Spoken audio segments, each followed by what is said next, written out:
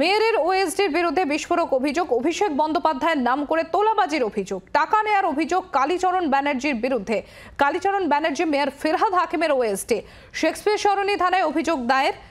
আমাকে বলতে পারতেন, আমি তদন্ত করতাম। প্রতিক্রিয়া মেয়র ফিরহাদ হাকিমের। কি বলেছেন মেয়র, শোনাবো আপনাদের একবার। কিচ্ছু জানি না, আমি আপনার কাছে শুনলাম।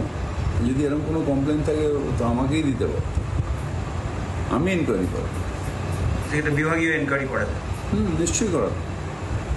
একটা মানুষের নামে যদি এমনি কোনো অভিযোগ আছে আর ভিত্তি নেই, তখন আমি তাকে কী করে সরাবো? যে খবর পাওয়া যাচ্ছে সূত্র মারফত, বেশ কিছুদিন ধরেই অভিষেক বন্দ্যোপাধ্যায়ের অফিসে অভিযোগ আসছিল যে বিভিন্ন পরিষেবা পাইয়ে দিয়ে টাকা তুলছেন ফিরহাদ হাকিমের ওএসডি কালীচরণ ব্যানার্জি। তারপরেই শেক্সপিয়ার সরণি থানায় অভিযোগ দায়ের করা হয়। আর এই নিয়ে কি বলেছেন বিরোধী দলনেতা শুভেন্দু অধিকারী, শোনাবো আপনাদের। টন্দল আমি স্বীকার করি না। আমি ব্যক্তিগতভাবে কারোর নাম বলছি না। ভাইপোর একমাত্র পরিচয় তিনি মমতা ব্যানার্জির ভাইপো, মুখ্যমন্ত্রীর ভাইপো। উনার আলাদা কোনো অস্তিত্ব আছে বলে আমি স্বীকার করি না। অতএব মমতা ব্যানার্জিকে বাদ দিয়ে উনার নিজস্ব কোনো কিচ্ছু নেই। আর আমি নিজেও মনে করি যে মমতা ব্যানার্জি কখনোই তার ভাইপোর উপর নির্ভরশীল নন। কার্বাইড দিয়ে কাঁঠাল পাকানোর মতো।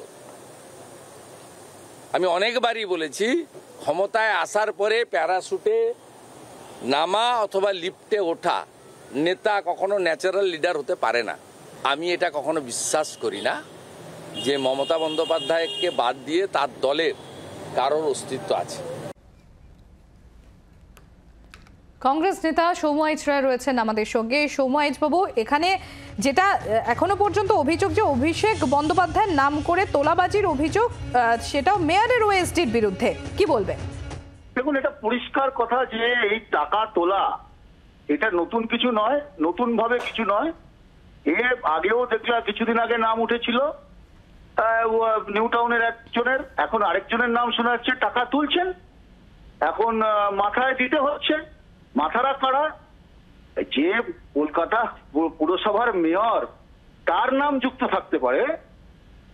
তাকে দেখা যায় স্যান্ডো গেঞ্জি পরে টাকা নিতে, তার ওএসডিরা টাকা নিচ্ছেন। তদন্ত হওয়া দরকার। তৃণমূল আছে, তৃণমূলেই তৃণমূলের লোকজন টাকা তুলবেন, তাদের আশেপাশের লোকেরা টাকা তুলবেন, এটাই স্বাভাবিক। অনেক ধন্যবাদ সৌম্যবাবু।